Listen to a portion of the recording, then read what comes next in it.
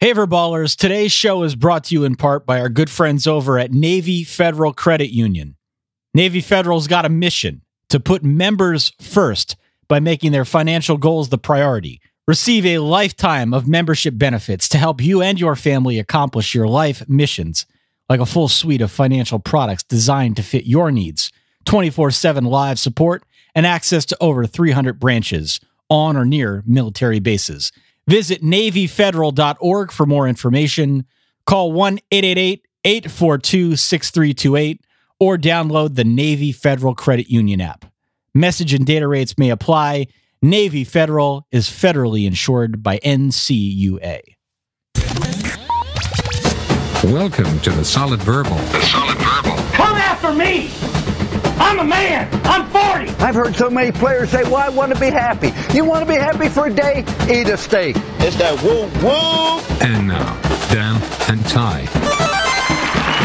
Welcome back to the Solid Verbal, boys and girls. My name is Ty Hildenbrandt. Joining me, as always, over there in New York City, my man, Dan Rubenstein. Sir, how are you? I can only guess, Ty, but I'm assuming that we are mixed at the correct upper limit of volume for the first consecutive week. Because I am no Ty Hildenbrandt. You did a pretty good job in my absence. Well, basically what I did was I mixed everything, my voice with Andy's voice, all right, acceptably so. I just didn't boost it to the acceptable level at the very end of my edit. So yes, I had a good time with Andy Staples, as I always do, recapping week 5. But it is great to have you back both as a host and as a producer. I speak for everybody listening when I say that. Well, look, you did the best you could. I do this normally. I thought it sounded great. I couldn't be more thankful to Andy Staples, who filled in for me twice, and Chip Patterson, who filled in for me once, and certainly you for picking up all the slack that you did while I was away attending to some other life matters. The show rolled on. It sounded great. The insight was fantastic. I thank you. I thank them. But it is good to be back here in time to talk some college football in good old week 6, Daniel. Week 6 of the season. You know it's week 6 because I've started purchasing. I don't know if you're a candle guy, Ty. Candle? Jason Candle? Jason Candle. I don't know if you are a Jason Candle guy, but Trader Joe's is all pumpkined out. I know you're not a Trader Joe's guy. That's okay.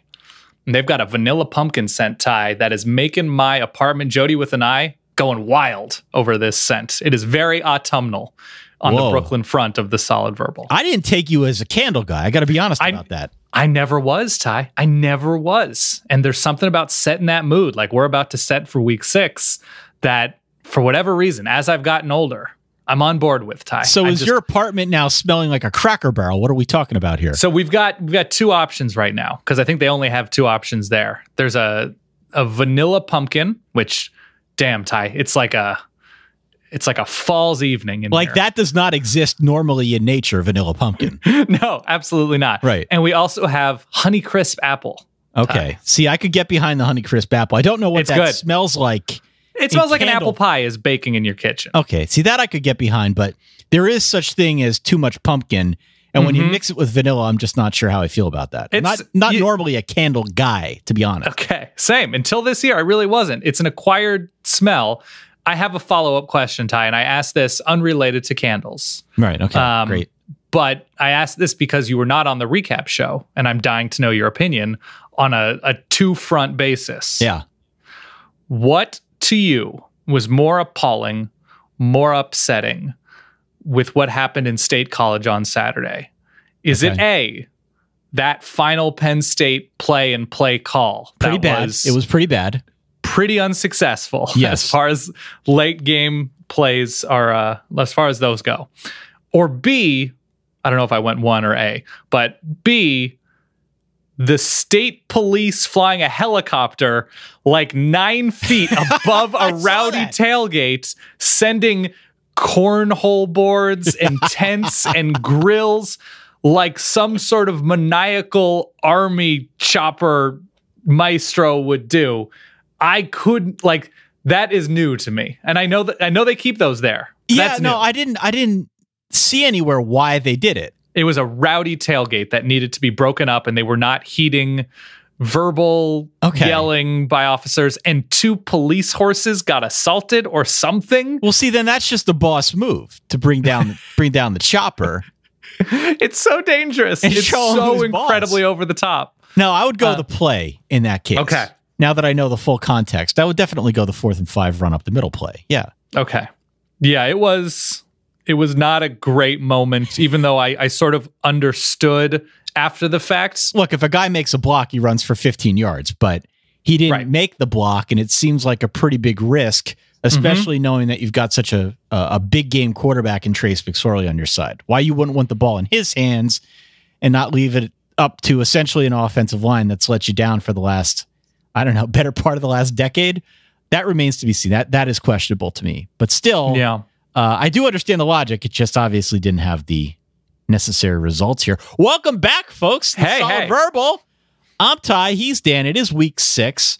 We are back. We are hopefully better than ever. You can find us out there at solidverbal.com. We're also on Facebook, on Twitter, on Instagram. We do have a subreddit created by Verballers for Verballers at reddit.com/r/solidverbal. We also have a pick'em game, an ongoing pick'em game. It's week to week. Go to solidverbal.com/pick'em. PICKEM, all one word, if you want to get in on the week 6 action. It is not a top-heavy slate of games this week, Dan. It's not really like a gargantuan slate of anything, but I think there are enough interesting matchups that we're going to have sufficient weirdness here in week 6. Does that sound about right to you?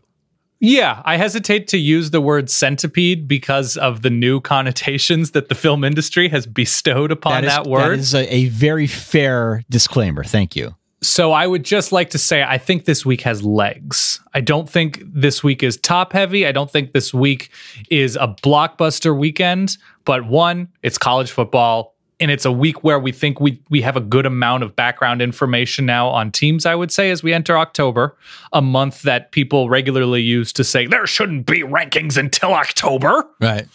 And also, there's a lot of good games. Not great, not blockbuster, but there's intrigue, I think, across various conferences, various time hours, various teams. And I'm pretty good with that, Ty. I remember how empty May can feel in the football part of my brain. So the other thing is, once you get to October, you can start naming the Saturdays. Oh, that's true. You know, so this is not a separation Saturday situation, but it could be a sneaky Saturday. It could be a surreptitious. I know that kind of has like a negative connotation, but like a surreptitious Saturday. We could workshop this over the course of the next 45 minutes or so. But yes, I think as we get to October, it becomes kosher to now start naming the Saturdays if we see fit. What, maybe a sassy Saturday? No, there's not enough sass, but... What about scintillating? No. Are you kidding me? I'm on an S adjective website as we speak. You look that up because we're going to dive on in. How about a sensitive Saturday, Ty? No, not sensitive. No, really? Okay, shaky? Shocked? Sharp? Sharp? No. Not feeling any Sickening? of those. No, I mean, K-State is playing Baylor, but no, I don't. Oh, okay, fair. Well, keep workshopping it, okay? Let's keep going. Where do we want to start? Do we just want to jump on in here? Yeah, I think so. I'm ready. Are there any news tidbits or housekeeping matters that we need to discuss? I mean, you didn't really want to go deep with the with the helicopter and how crowds should be dispersed in the middle of central Pennsylvania. Crowd management is not what we do on this show. No, it is not. It is not a crowd management show. No, there's not too much. I mean, we can talk about corn dogs with the Texas OU matchup. Oh, okay. We can talk about the Big Ten saying that that wasn't a holding, Michigan. Our bad. That's on us. So there was that, but Michigan won that game. All right. We can talk about the fact that NCAA basketball trials are heating up. And we've got the Cecil Newton, like they say, it's an ongoing investigation, Mississippi State Auburn game. Yeah. All right. I think we should just preview games. Let's just do it. Dan, Ty, help. I need picks of the week. Week 6 is upon us. And before we dive in, okay, here is how I feel about this. Week 6. I think something crazy is going to happen. I don't know what. Maybe there's What would a word qualify? for it. But so, I don't know. There's going to be an upset. There's going to be something weird that happens this week. There aren't a ton of high-level matchups, but the slate is loaded enough that it could get weird, which makes me very hesitant. I'm so hesitant to do it this week with the window of opportunity. I know I have to. I know it's my duty as a co-host of this show. I can't believe I'm saying it, but I think the move is, if you're thinking long-term, if you're playing the long con, the move is to plan your night out in week 6. Do you think you could pull off a long con, Ty? Could I? Could you stay in character and con somebody over the course of days, weeks, months, years? I could stay in character, but I would overthink it, and that would be my undoing. Yeah, I think so. I think that's right. I would plan it out 100 moves in advance, and I would forget one move, and then it would all just collapse like a house of cards. That would be my thing. So you say somebody's going down. Something big is going to happen. That's right. Is what you're saying. I think something big happens this week. I'm going to give you the top 10 teams that are playing unranked opponents, and you just hit me with your gut. Okay. Which one of these you've got to sleep with one eye open about this game? Yeah, sure. We've got Washington on the road at UCLA. No chance. There is literally 0% chance of that happening. Number 8 Auburn in Starkville against Mississippi State, who I believe they're averaging like 6.5 points these past couple weeks. The point spread is 3 in that game, so I would be inclined to say, yeah, there's a chance. Vandy, Georgia, undefeated Georgia, hosting Vandy, who took Notre Dame to the wire. Granted, it was Wimbush Notre Dame, but right. Granted, it was no. I don't think I'm too worried about that. Georgia favored by 27 there. We've got your Indiana Hoosiers, 26.5 point dogs going to Columbus. Take on undefeated Ohio State, maybe in a letdown spot. There is a letdown spot there, but no, it's still not Auburn, Mississippi State caliber. Clemson waking up. You see what I did there? Yeah, that was good. From a slumber from last week. Hopefully Trevor Lawrence is fully healed. I think the prognosis seems positive, but they're going to Winston-Salem to take on Wake Forest. Right. And Clemson is 19-point favorites. Okay. No, I'm still feeling Clemson's defense above all.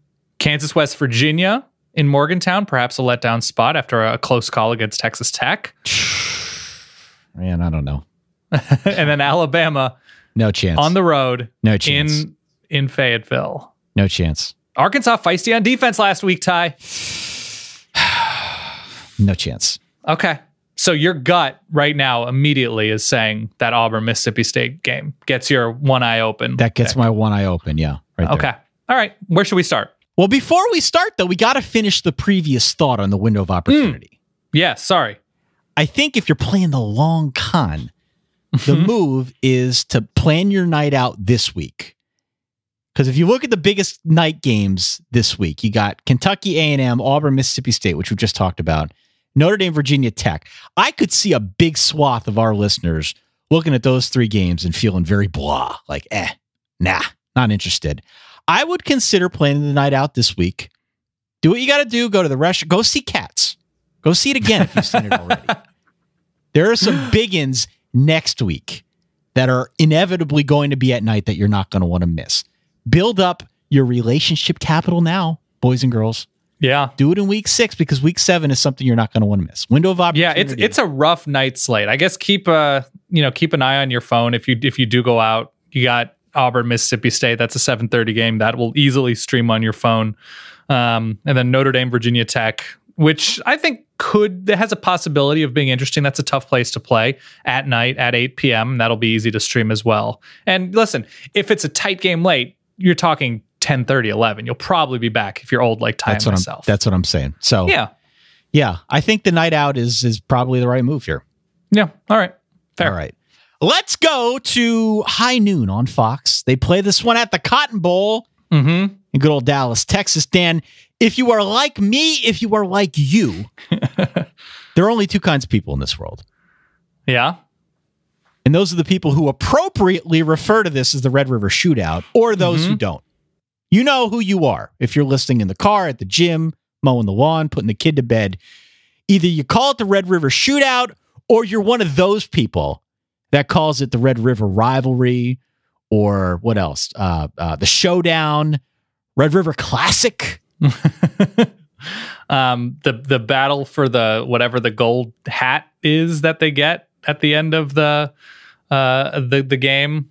I still like the Baker Mayfield with the bandana and then wearing the gold cowboy style hat. Yeah. It's a wonderful visual. And even Charlie Strong wearing that. Wonderful visual. Wonderful visual. We here at the Verbal, in case there was any doubt, we worship at the altar of the Red River Shootout. End of story. Now, let's talk about the game. A few points that I've been thinking on since I last recorded, which was a while ago. Feels like an eternity ago. Yeah. Texas has a tough stretch coming up here over the next 5 games. That stretch will, capital WILL, define the season for Tom Herman. By my count, they're going to be underdogs in 4 of those 5 games. And it starts this week against Oklahoma in the rivalry. What I don't like is that the burden is almost entirely on the Texas defense, because this offense has just not been very good. It hasn't. They don't create big plays. No. They don't finish drives. They're not great at playing the boring field position game. Right. There's a lot working against them here, which I don't like, and I'm afraid falls squarely on the Texas defense to keep them in games. That being said, sort of an interesting matchup here, because I really like Sam Ehlinger. I think you can throw in Oklahoma, and this is not a great Sooner defense by any stretch of the imagination, Dan. That's where I'm at. No, we saw them stay on the field, sort of get trampled over and over. Not that Texas has the running game probably anywhere near what Army has. And the Sooner defense, if you are, I don't know, confident, consistent, patient with the Oklahoma defense, you can move the ball. We saw Iowa State do that with their backup quarterback in Zeb Noland, and Hakeem Butler did a great job for them. So you can move the ball against Oklahoma. I don't know that the matchup is necessarily good for Texas to consistently do that, but in a matchup where we have an Oklahoma team that has not been tested by a capital V, capital G, very good defense at this moment, I don't believe. Right. So we don't really have a concept of how Kyler Murray in this offense reacts. This was a 5-point game last year with Baker Mayfield, the best Oklahoma quarterback ever. A 5-point game with Baker Mayfield the year before. So the Lincoln Riley Baker Mayfield pairing was wonderful for the Sooners, but it did not necessarily separate them from a Texas team with some definite issues. I also don't like the fact that Texas will let themselves beat themselves with penalties. They are 100th in the nation in penalties per game right now, which is not a great number against a team happy to take advantage of that. All that said, a good defense against a good offense in a rivalry spot. Maybe Texas was looking ahead last week. This game, this matchup always feels like a 1-game season. Ty, what do you do when we have a rivalry game? I think the only appropriate thing is to throw out the records. Got to throw them out. Give me those points, Ty. Give me those sweet, sweet Longhorn points. It's about 8 right now. Yeah, I'm looking. I see 7.5. I see 8. Yeah, you're gonna gobble up the 7.5 or 8 points. I'm gonna gobble them up. I'm gonna take them. I think it's a back and forth type game, and I'm gonna take them. Sam Ehlinger and Tom Herman have been a good big game pair together. They make those big plays work 3 times again, maybe. I think little Jordan Humphrey, an All-American, at least all Big 12 caliber offensive weapon. I think they get it done enough to keep it close or sneak it out. I'm gonna say Oklahoma wins this game 34-27, right around the number, but I am also going to gobble up those points, because more than a touchdown in a rivalry game like this, it is literally called the shootout, Dan. You know my rules on shootouts. More than a touchdown, you take the points. Take them. So give me the Horns here, plus whatever against Oklahoma. We agree. First game back. Moving on, 3:30, CBS. LSU on the road at Florida. The Tigers are a 2.5-point favorite. I got to be honest, the line caught me a little bit off guard. Yeah, up to 3 in some places, but yeah. The line caught me off guard because I sort of wrote Florida off after they lost to Kentucky, thinking that Kentucky was the Kentucky old. You know, they were garbage. And it turns out Kentucky is ranked 13th in the nation right now. So that's on me. That's on you. And then Florida, look, they took down Mississippi State last week.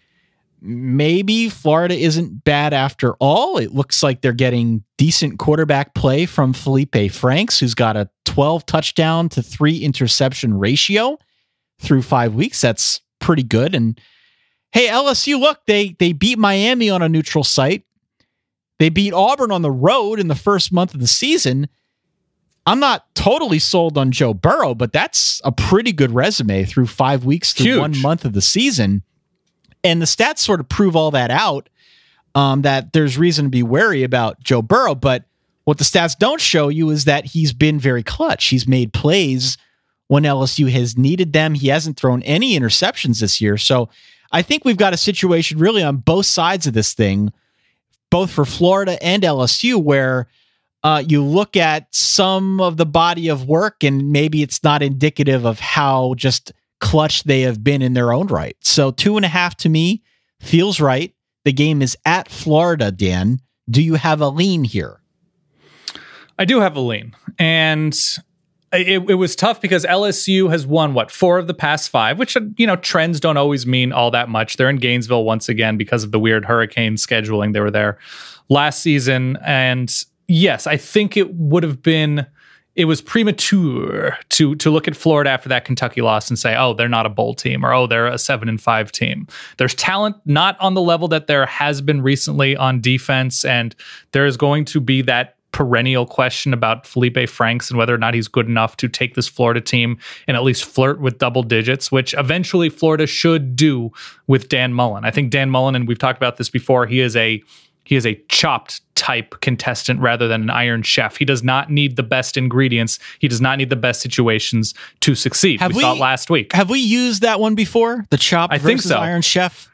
I think so, yeah. The difference there is some people are great when they have all the talent in the world as a coach, and that's wonderful. But sometimes when you're put into a situation, Chip Kelly, Kevin Sumlin, Scott Frost, where things aren't ideal, it's going to take you some time to figure out how to make something out of raspberry compote and Doritos. Right. And I think Dan Mullen skews in that direction a little bit more than some of those others. So there is reason. I think Todd Grantham has done a very good job with this defense. We saw how many times they turned over Tennessee a couple of weeks ago, and not a big game, but it's a big game emotionally for those two teams.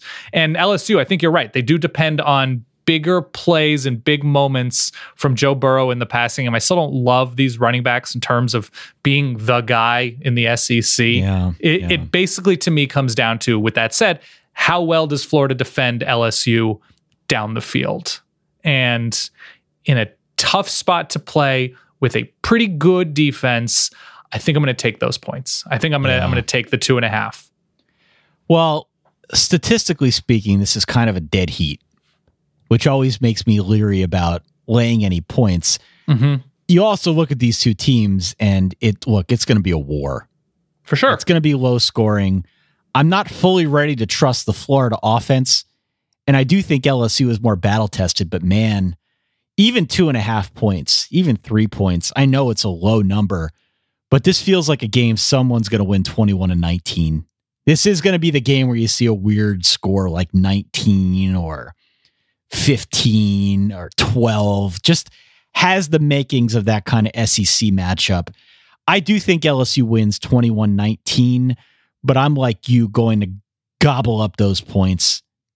Any team in this game, at least with respect to the spread, getting points is the side I'm gonna fall down on. So 43.5 is the over under. Yeah, I mean it's like an NFL game. So give me Florida plus 2.5. I'm not even gonna think twice about it. Yeah, only one touchdown last week against Mississippi State as they win whatever was 13-7, a double pass. So not a terribly impressive time for Florida's offense right now, but we'll see. It's their home. 7 p.m. on ESPN. We've got Kentucky at Texas A&M. The point spread here is 6 in favor of the Aggies. I quote to you from one of our most prolific verballers, a gentleman by the name of Phil Lynch, who writes in, "What in blue blazes are we to tell our kids about a college football playoff contending Kentucky? If they can beat A&M this week, their schedule the rest of the way gives them a good shot at going 11-1. And an 11-1 Power 5 team is by definition a playoff contender, is it not?" Phil Lynch has a point, Dan. He has a point. Now, look, I can't claim to have seen the light on a 5-0 Kentucky. Looking back, we sort of panned them in the season previews. Talked a little bit about Terry Wilson, and he came over from Oregon, and we like Benny Snell. We've loved Benny Snell for 2 years now, but both of us realistically thought they were going to be about 2-3 at this point in the season. Did not expect wins over Mississippi State. Did not expect a win over South Carolina. Did not expect a win at Florida. Above all breaking the streak. Yeah. For sure. So this is all gravy. Here is what Kentucky's remaining schedule does look like after A&M. Home against Vandy, at Missouri, home against Georgia, at Tennessee, home against Middle Tennessee, at Louisville. That's workable. They're not beating Georgia. Yeah. But that's very workable. The only other thing I'd add here is, even though it does kind of feel fluky to have Kentucky ranked 13th in the country, this is a team with the number 3 defense according to the S&P Plus. Yep. So they're good on defense. Their linebackers in particular have played really, I think they're really excellent. Yeah. Absolutely. Where do you come down in this game, Dan? So, this is the first time these two teams have played since Texas A&M joined the SEC now a few years ago. Yep. I did some research, Ty. Okay. And heaven help all of us when I dive deep and do some research. But these two teams have not played since 1953. Not terribly far away geographically. 1953. Do you know what happened in 1953, Ty? Underrated, huge year. Okay. In the Earth's history. Are you going to do the thing where you tell me that milk cost a dime? No, I'm not telling you prices, but I am going to tell you. Peter Pan premiered. Eisenhower took office. Our boy, what is it? Jojo Salk? Polio vaccine? Okay. First Oscars were on TV. They had existed before, but they were not broadcast on TV. Watson and Crick. Everybody was saying, we don't know what DNA looks like. These two bros come in and are like, double helix, everybody. The Korean War ends. Cambodia gets its independence. Wow. The first issue of Playboy is released. Okay. And to tie it all back to the SEC always being out ahead of everybody else, Georgia establishes the nation's first literature censorship board. Wow. So just means more. Just means more. So what do I think about this game? Kentucky's not vulnerable to all that much on defense. They're a pretty complete defense. It's not just a crazy line or anything like that. You know, if you're patient on the ground, and Texas A&M certainly has talent there, you can move the ball, but Kentucky is happy to just shut you down. Maybe complete some timely third down throws or something. Texas A&M's giving up big plays. They need to force Kentucky on offense into obvious passing situations, because if there is something that's particularly worrisome about Kentucky and their really fun run so far, it's that what do they look like when Terry Wilson is on his own 23 and they're down 5? That to me is pretty significant. I am going to take those points. I think the best thing on the field is Kentucky's defense. It's a terribly difficult place to play. Kyle Field is. So I don't know about Kentucky outright, but I think it's low scoring. Happy to take those points, even though Texas A&M should be good at home. I think they'll win something like 20-17, 24-21, but there's no reason to feel all that more confident in A&M than what you have in Kentucky's defense. So taking the Cats. The hang up for me, Dan, is that Kentucky has not played a quarterback like Kellen Mond, or a team that who looked very ordinary last week. He did, but they have not played a team that can throw it like Texas A&M. And because of that, I feel like they've been getting a little lucky in Kentucky. Oh no. I like A&M 31-17 and lock it up. Lock of the week.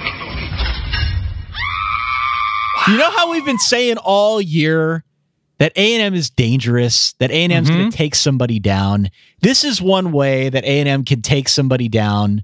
It's going to count as a top 15 team. And even though it's going to feel a little fluky, still, literally, it will be a top 15 team. And A&M's going to, I think, build forward from this and get a little wind in their sails. I love this A&M team. I think they win here. I think they win big at home. Lock it up. So it's like an LR. It's not really LRO because Kentucky has not won on fluke plays. No, it's not LRO. Fluke situation. Kentucky so it's not the luck runs out is situation. Fine. I just think that this is a good matchup for A&M. It's tough. It is. All right. It's tough, but I guess we disagree. 7:30 on ESPN to another SEC matchup. We've got Auburn on the road at Mississippi State. We talked about this one earlier in the broadcast, the podcast, whatever you call this hodgepodge of college football. It is a 3-point line in favor of the Auburn Tigers. This is another one where I am perplexed by the line, and I'm going to go back to my weird Mississippi State, Florida, and Kentucky triangle here. Mississippi State lost handily to both Kentucky and Florida. Granted, the Florida score wasn't exactly a runaway train, but 13-6, the offense was completely neutralized. My reaction was that Mississippi State just wasn't that good. Okay, right. But the point spread seems to indicate that maybe Kentucky and Florida are pretty good. Maybe they are. Maybe it says more about those two teams than it says about the Bulldogs here. Like maybe Mississippi State's pretty good.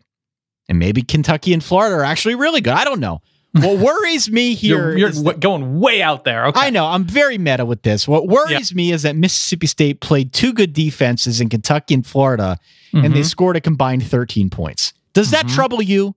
Yeah, especially with the penalties. They're sloppy on a lot of these plays. They still run the ball well, but they just, after anything good, they seem to shoot themselves in the foot. Statistically speaking, Auburn's got the best defense in the country, according to the S&P Plus. What happens this time around, Dan? Another matchup against a really good defense. Will they score more than 6 points? Yes. Lock of the week. Lock of the week.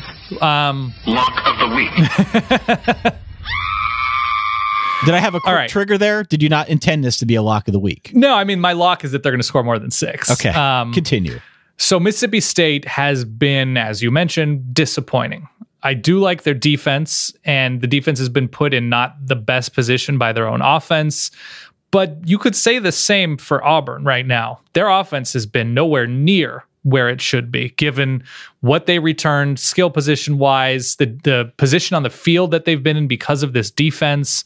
And I understand a little bit. I'm not writing off what happened with Mississippi State last week, but that's a big emotional spot, welcoming Dan Mullen back home, where you want to bury him, and it doesn't work out. And I get that. But Auburn's secretly, I wouldn't say secret garbage, that's too far, but their offense is secretly way, way behind. And I don't think Mississippi State eventually will be as bad as they've been these past couple weeks. So I'm going to take the points. I think there is some, if I'm going to say for other games, a tough SEC environment, a good defense, not necessarily great, but good defense in Mississippi State against an offense that's struggling with a line. I mean, it's up to 4 if you like that a little bit more, but whether it's between 3, 3.5, 4, the line feels suspect, and I'm steering into the suspect nature of it all. So give me the cowbell, give me the clanger, and give me those points. It's a defensive-minded game. I think it's going to be a bad game to watch, which is part of why I'm saying plan your night out. Auburn's blown them out the past 2 years, by the way. They have, and you did touch base on my next point here. It's very valid.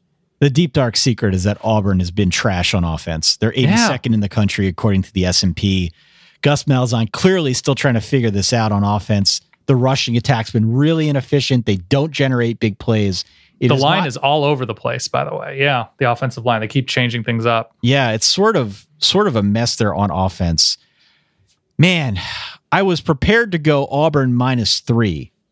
Come on over. But if in fact it is now up to 4, it feels like that could be the straw that breaks the Ty Hildenbrand back. Wow. So they're saying like 22-18 Auburn with that like 40-41 over under. And I'm going to go Mississippi State with you. I'm going to do it, Dan. State. Jomo. Yeah, okay. I'm also on that same point, and I talked about this with Andy when you were gone on Sunday. Is Nick Fitzgerald, is he for sure the person that should be playing quarterback? I don't think so. Not at this point. The last 2 weeks Keaton Thompson, let's see what he can do. I think he's better built for this offense at a certain point. He was dynamic earlier in the year. Yeah, not super accurate, but he can move, and he's a playmaker. Yeah, all right. We begrudgingly agree. And then 8 p.m. on ABC, we've got Notre Dame on the road at Virginia Tech. The point spread here is 5.5, I believe. We do have some body blow, let down, double whammy potential here for Notre Dame, if my math is correct. Yeah. So they beat Stanford a week ago, which was a big deal. They ran away and won, 38-17. Mm-hmm. But it was at a great cost from an injury perspective. They lose Alex Bars, their fifth-year co-captain. He was a guard on that offensive line. He blew out his knee. They've got enough depth along the line. I think they'll be okay up front, but certainly a big loss. The other injuries that I'm watching for Notre Dame, Tony Jones Jr., the running back, he sprained an ankle. It is significant. Now, I haven't seen if he's out, but it is significant because Jafar Armstrong, another running back, is also going to be out for a couple weeks. And, Dexter Williams came back last week, and he was a real revelation, had a breakout game and all that. But running back depth is going to be a bit strained regardless. Mm-hmm. Whether Jones misses any time or not. Certainly he'd be limited even if he did play. There is also some talk that Drew Tranquil played the final 3 quarters of the Stanford game with a broken hand. And Drew Tranquil, I know, is one of your favorites. If you've watched any Notre Dame defense the last couple of years, he's a key cog in the works for that Irish. Hugely versatile. So keep that in the back of your mind. And while we're out here on the injury front, we should point out that Josh Jackson for Virginia Tech will also be out indefinitely because of a fractured tibia. We mentioned the injury at some point. I'm not sure if we ever clarified what exactly that injury was, but it is in fact a fractured tibia. Ryan Willis made his first start for Virginia Tech a week ago against Duke. He was superb. 3 touchdowns, no interceptions, well over 300 yards passing. You know where I come down on these Notre Dame games. Because I'm a fan, I'm always a bit agnostic. Or maybe I'm just a wimp when it comes to picking the game and perhaps jinxing my team. So I have many thoughts here that I'm willing to contribute. But where do you come down on who wins this game and by how much? So this is, as you sort of alluded to, it's a definite letdown spot for Notre Dame, getting over that Stanford hump, which has been pretty significant these past few years. Dinged up. Virginia Tech, sort of the trajectory seems to be in a good way after beating a Duke team with a really good defense at times this season, a definite strength of the Blue Devils this year. So I think I'm up on Virginia Tech. I'm up on, you just said Ryan Willis, but that's Kansas transfer Ryan Willis. And also the point spread is up to, it's like 6.5, 7. Is it? No. It's moving that way. It is. I'm telling you, I'm on 5 dimes right now. And I'm seeing 6.5, 7. So damn, there is money coming in for Notre Dame. And man, that 8:00 Lane Stadium, Ty, I'm just gonna, here it is. I'm taking Tech. Wow. So I'm going to take those points. I think it's going to be a kind of ugly game after Notre Dame really looks sharp against Stanford. I think going to Virginia Tech, that really tough road environment. And I know Ian Book has been tested. That win over LSU was super impressive last year. But I think it's a letdown spot for the Irish. I think Virginia Tech keeps it closer than that. Notre Dame pulls it out by 3. All right. I'm just going to circle back to how much better Notre Dame looks on offense now with Ian Book at quarterback. I don't know if anybody really expected that he would have such an immediate impact, but it has been apparent the last 2 games against Wake Forest and then again against Stanford. The offense is performing at a much higher level. I also think that, are you still playing the sound? Yeah, You're still playing it over me, aren't you? I can hear it. See you. Okay, sorry. I just think that the more balanced version of Notre Dame's offense is a much, much better matchup against Virginia Tech than it would have been otherwise with a more athletic quarterback in Brandon Wimbush. I do think Notre Dame keeps targeting Miles Boykin like they did last week, and I do think that's the matchup to watch. I think he's going to get like 11 targets again. and that Notre Dame should have a lot of success throwing the football against this Hokie defense. This is the ABC game, right? This is the ABC game, yeah. So we're going to have Kirk Herbstreit talking about a Bud Foster defense? Oh, God. Oh, buddy. This is all Virginia Tech. This is over. Come on. The electricity that's going to be between the blue collar lunch pail sideline and the booth. Wow. You can't account for that, Ty. You just can't. Such atmospherics, Dan. Yeah. I'm going to go plus the points here as well. I agree, and lock it up. Lock of the week. Just feeling it. I'm feeling tingles. Before we go any further and talk about a bunch of other games here, today's show is brought to you by Indochino, the world's most exciting menswear company. They make suits and shirts to your exact measurements for an unparalleled fit and comfort. We've had people call in, write in, send pictures in of their Indochino suits because Indochino has been a proud sponsor of the Verbal for quite some time now. Such a dapper crowd. Not only that, but they're now expanding into casual clothing with made-to-measure chinos. So Indochino, part of the name. Now they've got some real chinos for all y'all. Quickly, it will become your go-to pant. It pairs easily with anything from a suit jacket to a sweater. Perfect for any time of year, any occasion, from the boardroom to the Sunday brunch. It's all available for an introductory price of just $79. They can customize things on your suit as well. I don't know if I mentioned this earlier, but high quality fabrics and colors, your lapel, your jacket lining, your pockets, your buttons, your own monogram, the works. You can get it customized to your exact specification at Indochino.com. You can get any premium Indochino suit right now for just $359 at Indochino.com. Just enter the code SOLID at checkout.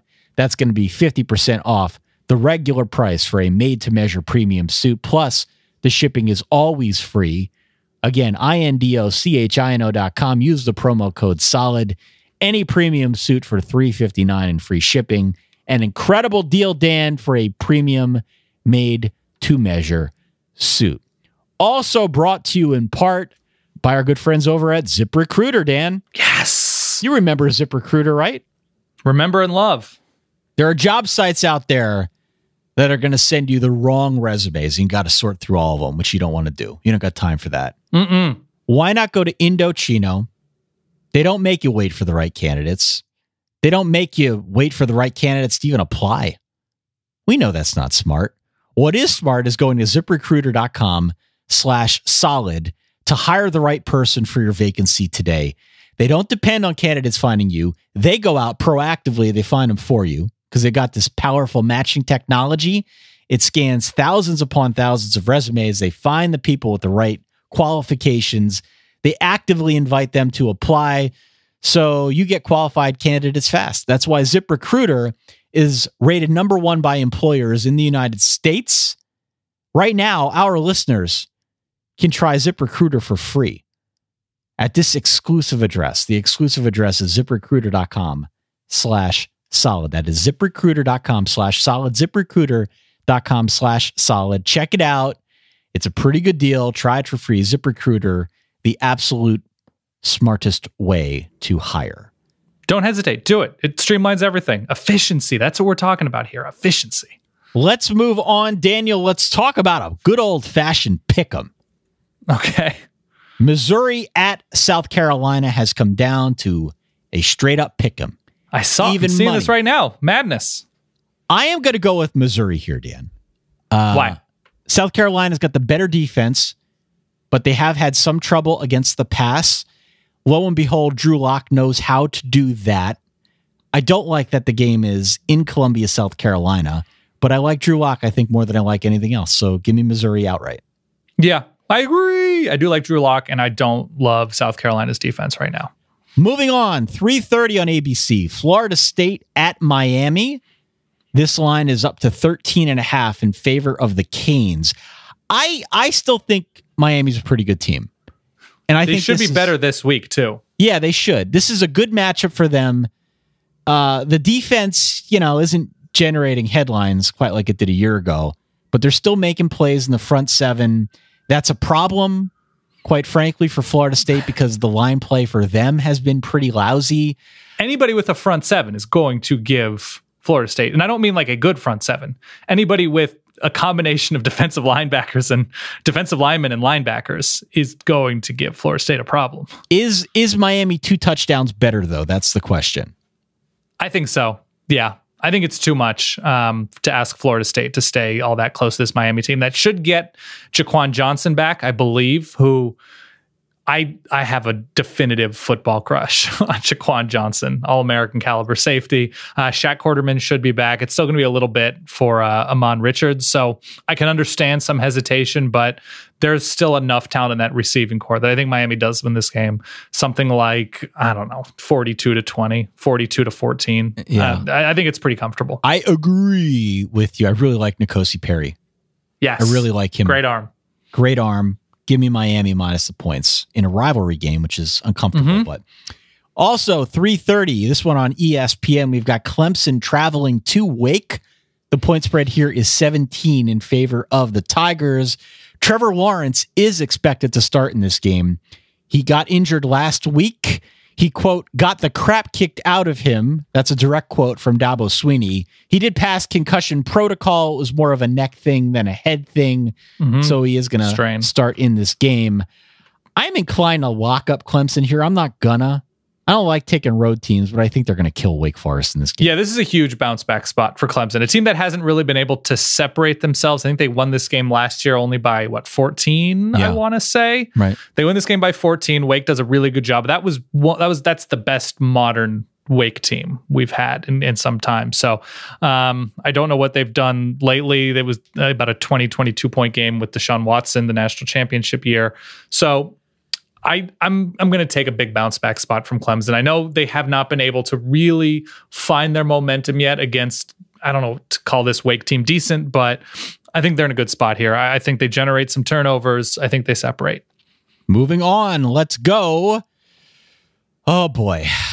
3:30 Big Ten Network. We've got Iowa at Minnesota. The point spread here is ballooned to 7 in favor of the Hawkeyes. Wow. Statistically speaking, Iowa is like a slightly better version of Minnesota.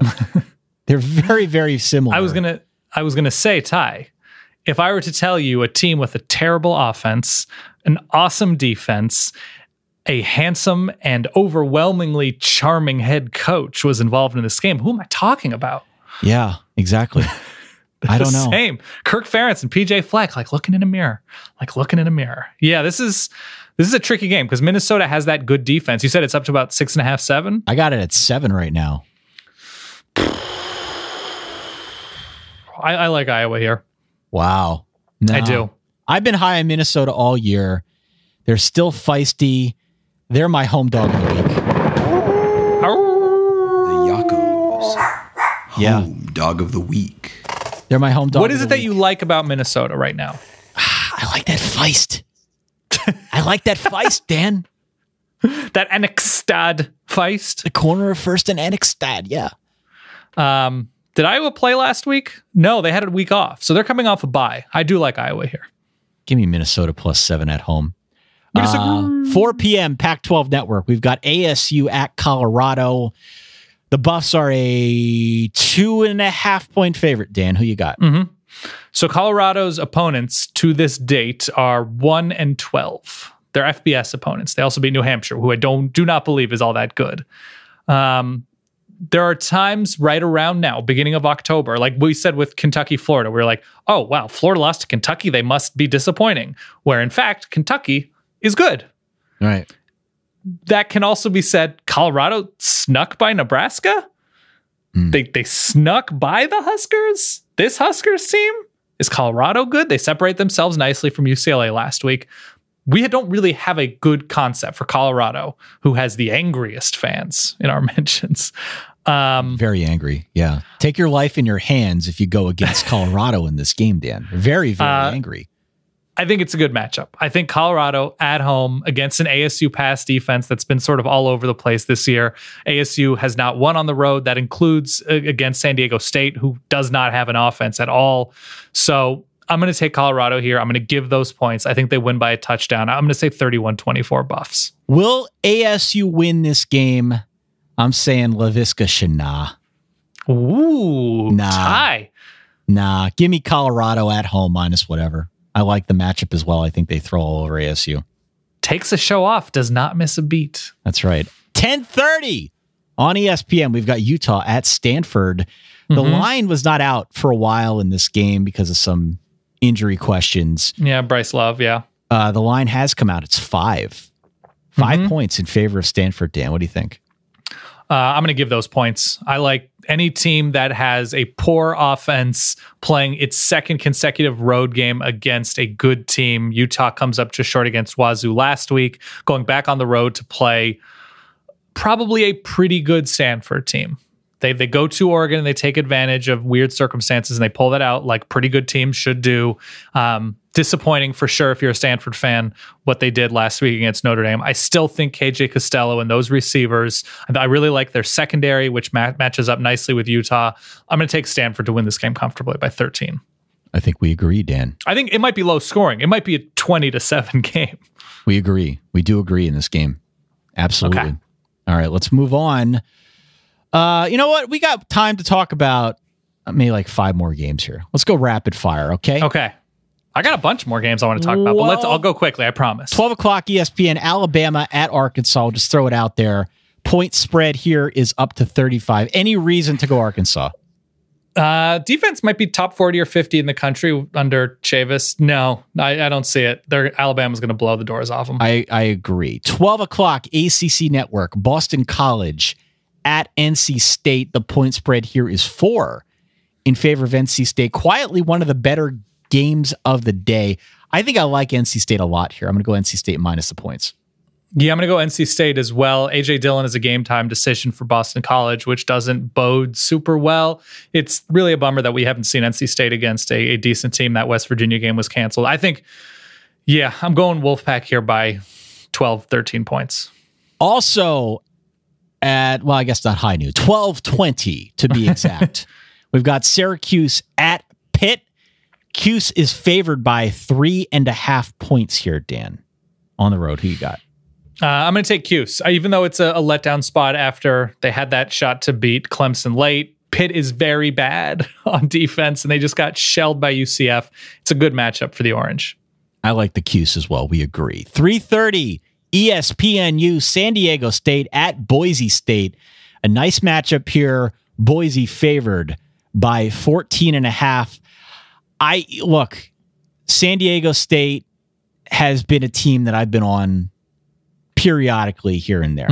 Situational play for me. I think we've all dabbled in some San Diego State tie. Of course. There's no shame in that. 38-28, Boise State wins, but San Diego State covers on the Smurf turf. I disagree. I think 37-17. I think Boise State comfortably wins this. They beat Wyoming by 20. I see them as being very similar with promising elements of a defense, but really a lot of struggles on offense. San Diego State's nowhere near good enough to keep this game competitive, in my mind. Happy to be wrong. 3:30 FS1, K-State on the road at Baylor. Baylor favored by 4 here at home. I think, Daniel, there is a chance that Baylor bombs K-State. They might lose the rest of their games, but I think they bomb K-State in this game, and I'm going to make them my second lock of the week. Lock of the week. Give me the Bears, man. Things are not good right now in the Little Apple. No. You saw Bill Snyder sort of snap, like, right the hell, whatever you want about the quarterback battle. I think Baylor's in an excellent spot to win this game. So I'm going to take the Bears here. All right. Are there any other games that I neglected to mention? Hell yeah, you neglected some of these. Maryland, Michigan scraping by to beat Northwestern. Maryland's looked pretty solid outside of 1 week. What's the line in that game? 17.5. Michigan is giving. Oh man, a little under 20. I think I would be inclined to go Maryland plus the points there. I might as well. I'm very tempted. Yeah. Your Indiana Hoosiers at Ohio State, 26.5. Nah, I like Ohio State. A very difficult matchup for Oklahoma State fans because it's Iowa State, though it's in Stillwater. Cowboys giving 10.5. Two teams that are tricky to figure out right now. I would say. They're real tricky. I'll take the points in a game where it's tricky to figure out both. Northwestern, Michigan State, secretly one of the best probably 12 games of last year. I remember this because I watched it on a phone. It was triple overtime and ridiculous. Yeah. I watched it on a phone with Jody with an Eye's cousins, a couple of whom are Michigan State fans at a wedding. Any Northwestern Michigan State thoughts here? Man, this could be the second most terrible game to watch behind Mississippi State Auburn. You like the forward pass? Get ready for Brian Lewerke outs for 3 yards. You don't need to watch this. Even if you're a Northwestern fan, you don't need to watch this game. What time is that game? It's a nooner, so you'll get it out of your way. Oh, my God. Fox Sports 1, it could be raining. Okay. We have Washington, UCLA. Do you know the last time Washington won in Pasadena? No. It was in 1953, which was, again, hell of a year, Ty. Big year. Huge year. Washington has not won in Pasadena since 1995. I think that will change. I think it's going to change. Yeah. I think it's a look-ahead spot with the big Oregon game next week, but there's nothing beyond that to really defend about UCLA and taking the points here. Nebraska, Wisconsin, it could be very ugly. It could be terrible. It could be very ugly. And finally, Ty, I have a quick favor to ask you. Will you drop that big, billowing, back-arching, blossoming drum and fife? Back-arching is a new one, Dan. Is it good? Is it okay? Does it work? I love that one. You made your own adjective. It's beautiful. Colgate, yet to lose. The Gators traveling to the Bison of Bucknell. Get-in price is $23. I've started That's what putting I'm saying. Ticket price down on this here. Yeah. $23. Go see a legitimate FCS playoff team in Lewisburg, PA? Yep. All right, do it. I like the Gators big here. I'm going to go Nelly's, Dan. Whoa! I don't big usually upset. do this, but I'm feeling saucy here. First show back in a couple. Do you want to also sessions. make that your Yako's double home dog of the week? No. Because it's in PA? Okay, Georgetown. Leaving the friendly confines of Multi-sport field. Traveling to my neck of the woods, traveling to the Bronx. You can get into this game for under $40. That seems a little high. 38 It does. bucks? Are you kidding me? There's 17 seats at this game. They're folding chairs. They play on Arthur Avenue. I'm going to take Fordham here. Got to go. Really reversing things. Been a slow Rams. start. Go Rams. Go Rams. Holy Cross Crusaders at New Hampshire. New Hampshire, not good at all. Holy Cross, I don't know, but I think I do. I'm going Crusaders here. How does this Patriot League schedule work? By the way, I don't know how many teams are in the Pat League because they're never playing at the same time. Well, I think they have like the Ivy. It's like the ACC Big Ten showdown for basketball. They play the Ivies early on. I'm so confused here. I'm going to go New Hampshire. That's a tough place to play, New Hampshire. That's true. I'm going to go Holy Cross though. Still sticking by my Crusaders. What's the guy's name? Fick Bomb? Yeah, that's right. My guy. Him and JoJo Salk. Right. Lehigh traveling to Princeton. This is the bargain basement ticket price of the day. You can get in Lehigh at Princeton for just $8, Dan. That's less than 10. Oh, yeah. Go to this game. Go see Princeton. I'm going Lehigh. I'm going Engineers here. I think I'm going to go Lehigh as well. Let's go Mountain Hawk, as a bit of a bit tie, I Googled Princeton and Yelp because I wanted to see what the best restaurants were if there's a good diner by campus. So you've already saved so much money by only spending $8 to get into this game. Do you know that Princeton University has a Yelp page? Okay. As in, like, people review the school. Okay. On Yelp, 4.5 stars. Wow. $17 signs. But Princeton on Yelp, very expensive. It's telling me you should go to. Oh, there's a lot of weird looking restaurants here. If you're around this, go to Agricola Eatery. Looks pretty good. $3 signs. Treat yourself. Is this a thing? That's all I have. Is this a thing where the colleges are now on Yelp. I'm looking at Penn State. What's Penn State's Yelp review? 4 stars. Okay. Penn State is in State College, PA. Let's see if we can find the worst reviews of Penn State.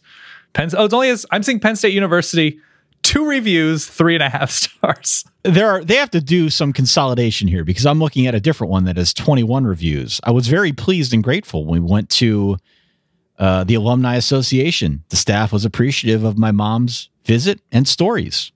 Here we go. So I'm seeing the tour was conducted by 2 students. One was lovely and the other was inaudible. Okay. As we toured the classrooms, there was not one professor to provide any insight on the classes.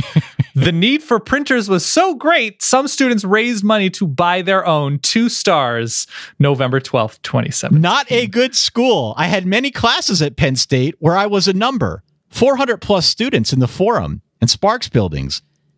800 plus students in the Schwab Auditorium. By the way, true story. I've had classes there. Okay. They are idiots as professors. Well. The school is a joke. This reviewer. It's a joke. Wow. I got my degree hanging on the wall in here, damn it. It's a joke. What's the name of that reviewer? GJ from Milwaukee, Wisconsin. All right. Mine was Debbie R. from Wayne, New Jersey. God bless. This is a whole new untapped resource for this show. Have you seen there are Google reviews for like national parks? So like you can search like Grand Teton or you can search Yosemite or Acadia and they'll be like 3 stars, overrated, no bugs. It's amazing. My biggest gripe of Penn State was the majority of the students. Great. This is a gold mine. I've been to a Penn State tailgate. Well, there are some truths. There are some truths. Okay. Yeah. Well, fun show. Thank you to everyone for tuning back in. It's a pleasure to be back with you talking college football. Week 6 is upon us. Don't forget, folks, if you haven't already, solidverbal.com/pick'em can get you in the high-flying pick'em action that you can play for free. Play against Mama H, play against Dan and I. Is Mama Rubes playing in this? No, I can get her in here, though. Get her in this. How's Mama H's team doing? She's been doing pretty well, yeah. How has her headspace been with the Notre Dame season? Oh, we share fiery text messages every Saturday. Was she ready for book, or did she want to wait out Wimbush? I think she was hesitant, but ultimately felt the same way I did, that it was time to join the book club. Okay. All right. She's a card-carrying member of the book club, as am I. Will you be watching with her this weekend? I hope to. Yeah, I hope to. Okay. Glad to hear it. Also, for my best. I will. Call in 408-VERBAL-1. That's 408-837-2251. Give us your reverb. Let us know what's on your mind. We want to hear your stream of consciousness thoughts. I can't even say the word. Stream of consciousness thoughts as you're watching all the action unfold on week 6. And did we settle on a name? It is the moment of truth. I like Sassy Saturday, but Sassy, obviously, I will go Sassy Saturday. I think there's going to be some sass to this Saturday. What about I don't think it's going to be Baker Mayfield grabbing his junk sass. Right. But I'm feeling some sass. What about a Secret Sass Saturday? Secret Sass Saturday. There it is. A little alliteration to close out the show. Don't forget, you can always find us at solidverbal.com. Look for our social media accounts. And one more time, 408-VERBAL-1, give us a call as all the action is unfolding. For that guy over there, my good friend Dan Rubenstein, for myself, Ty Hildenbrandt, we'll catch you all on Sunday morning. In the meantime, stay solid. Peace.